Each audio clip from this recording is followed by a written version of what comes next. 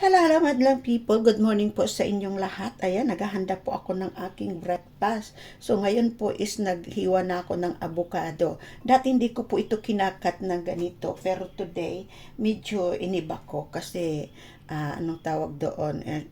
Maglalagay ako ng yogurt and then haloan ko siya ng saging. Nang sa gayon, healthy yung ating breakfast. Diba? So, ayan, ito na yung ating saging ngayon. And ikakat ko din siya tulad ng avocado. Ayan.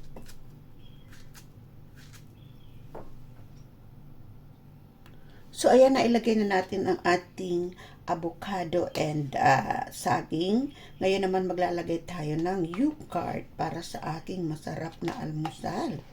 So, ayan. Maglalagay lang ako ng triple spoon yogurt. And ito po, nakapaglagay na tayo ng yogurt. And ngayon naman po, maglalagay tayo ng cranberries. So, ayan. Para talagang masustansya yung ating breakfast. Ito na yung ating cranberries.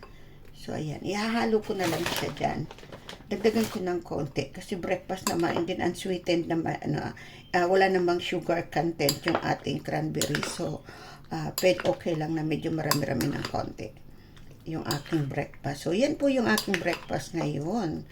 Diba? Walang asukal po. Yan na siya. Ganyan na siya ang ating breakfast. Ayan, ito na. Hanggang dito na lang po ang aking video. Bye-bye.